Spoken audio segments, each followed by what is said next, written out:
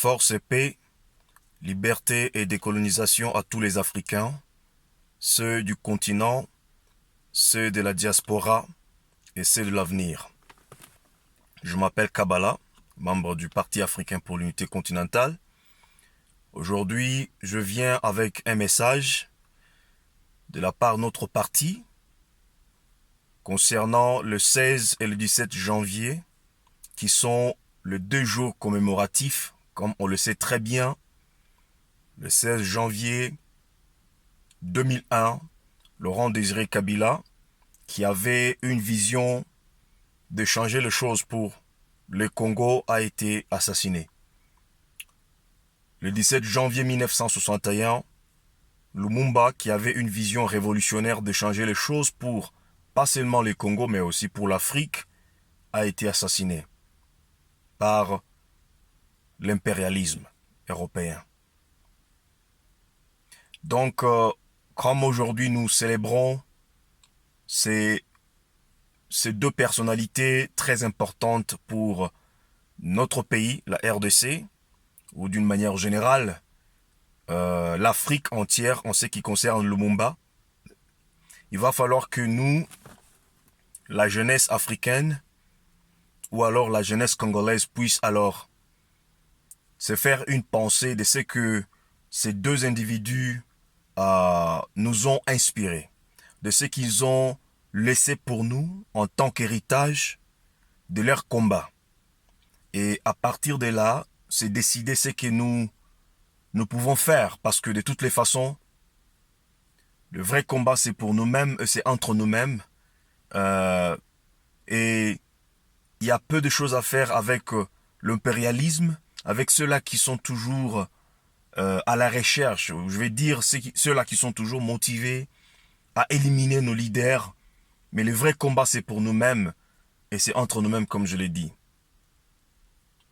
Alors, avant d'arriver sur nous, c'est qu'il faut comprendre de toute cette réalité d'assassinat, des terrorismes occidental contre les leaders africains, ce que vous pouvez tuer physiquement un révolutionnaire, mais vous ne pouvez pas réussir à tuer la révolution.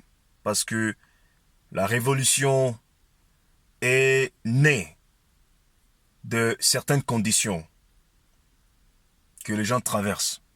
Et si ces conditions-là ne changent pas, vous pouvez éliminer plusieurs personnes, mais il y aura toujours les gens qui vont continuer à faire la révolution parce que les conditions n'ont pas changé. Du coup, vous pouvez éliminer physiquement des révolutionnaires, mais vous ne pouvez pas éliminer la révolution.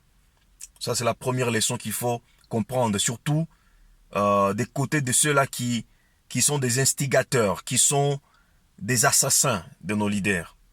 Mais beaucoup plus, ce qu'il faut comprendre, c'est que chaque fois que vous tuez un homme juste, c'est comme si vous avez pris une semence et vous l'avez placée sous le sol.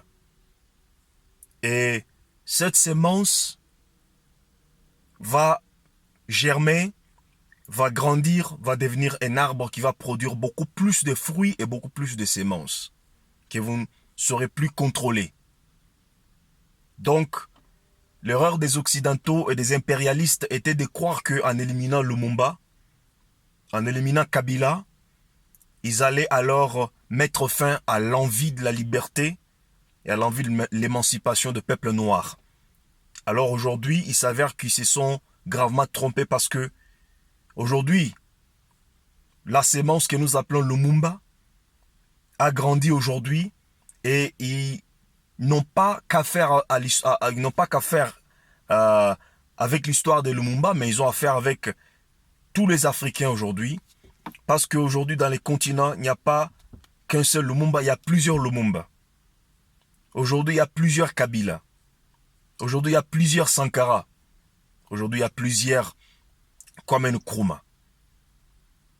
Donc, tuer un révolutionnaire en croyant qu'on va arrêter un processus révolutionnaire, c'est une erreur aujourd'hui que les enfants des impérialistes qui sont en charge aujourd'hui des pays européens et américains puissent comprendre et peut-être puissent penser à une autre stratégie qui va permettre à ce qu'il y ait une paix durable dans le monde.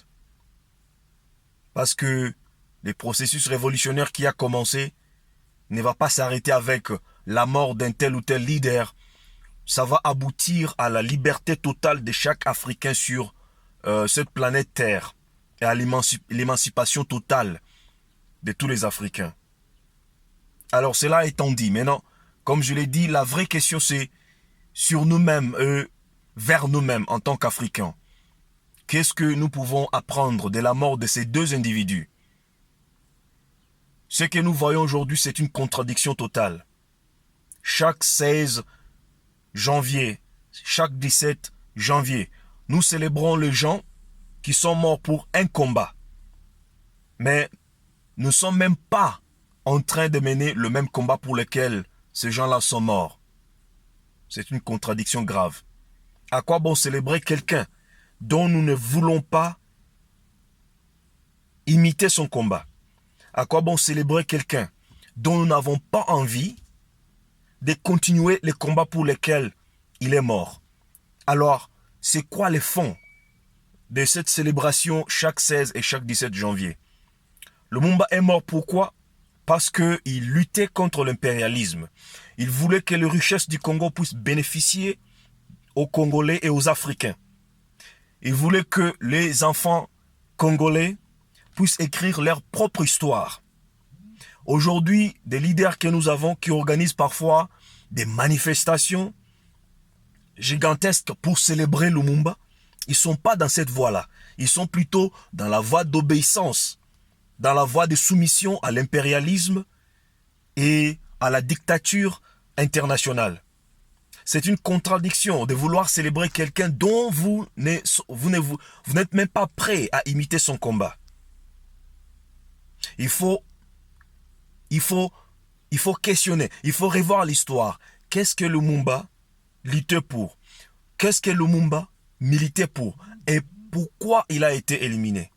Une fois que nous aurons compris le but pour lequel il s'est battu et le but qui a même conduit à son élimination physique, on doit maintenant se questionner sur ce que nous sommes en train de faire aujourd'hui, avant qu'on puisse commencer à les célébrer. Parce que la meilleure célébration que nous pouvons faire pour Lumumba, ou pour Kabila, doit être celle-là qui consiste à achever, donc je vais dire à parachever son combat, à continuer son combat pour le parachever. Afin que d'ici la fin du XXIe siècle, chaque enfant qui est né au Congo, d'une manière particulière, mais d'une manière générale, chaque enfant qui est né en Afrique a l'espoir de vivre en Afrique, a l'espoir de faire de l'Afrique son paradis terrestre. Au lieu de nager dans la Méditerranée pour aller chercher les paradis européens, qui chaque fois se transforment en un cauchemar pour la plupart des Africains. Donc, nous sommes censés continuer le combat de Lumumba et de Kabila en faisant en sorte qu'avant la fin du XXIe siècle, les ressources naturelles du Congo puissent alors être transformées sur place au Congo pour créer d'emplois, pour créer d'opportunités et pour créer des richesses. Nous allons faire en sorte que, avant la fin de ce XXIe siècle, que les Congos ou l'Afrique d'une manière générale ne soit pas dans cette perspective de regarder à la Banque mondiale, à l'FMI pour quémander de l'argent. Mais que les Africains soient en mesure de se prendre en charge parce que nous avons tous les atouts qu'il faut. Donc c'est ça la vraie célébration que nous pouvons faire pour Lumumba et pour Kabila. Et ceci exige tout d'abord qu'il y ait une organisation, que les Noirs congolais, que les Noirs africains soient organisés. Parce que on ne peut rien faire des grands si on n'est pas organisé, si on est désorganisé, si on est d'une manière individuelle croyant qu'on a toutes les solutions qu'il faut. Donc il est temps maintenant que nous puissions mettre d'écouter nos égos, ok, et de trouver ce qui peut nous unir en tant qu'Africains, et d'une manière particulière en tant que Congolais, pour bâtir ensemble un pays ou un continent qui garantit l'espoir aux jeunes Africains. Parce que l'espoir est en train de quitter. Et chaque fois que l'espoir s'évanouit, nous voyons également les fuites des cerveaux que nous observons au Congo et que ces grands pays restent vides. Tout ce qui reste dans ces grands pays, ce sont les danseurs, ce sont les jokers, ce sont les TikTokers, des gens qui ne pensent pas à l'avenir du pays, ou ce sont des politiciens magouilles qui ne pensent pas vraiment à des vraies solutions qu'il faut pour le pays, pendant que les vrais cerveaux, les ingénieurs, les médecins, les philosophes, des gens qui ont de visions vraies, des businessmen, des commerçants sont en train de fuir pour aller ailleurs. Donc nous avons le devoir de recréer l'espoir en continuant les combats de Lumumba et les combats de Kabila. Et on ne doit pas laisser la place à la peur dans nos cœurs. On doit bannir la peur et faire face à la réalité pour s'assurer que l'enfant africain redevient le maître de son propre destin. Force et paix, liberté et décolonisation à tous les Africains, ceux du continent, ceux de la diaspora et ceux de l'avenir. Joignez-nous si vous cherchez une organisation. Si vous n'en avez aucune, vous pouvez nous contacter, car ensemble nous avons beaucoup à faire et nous sommes capables de faire beaucoup de choses. À la prochaine, merci beaucoup.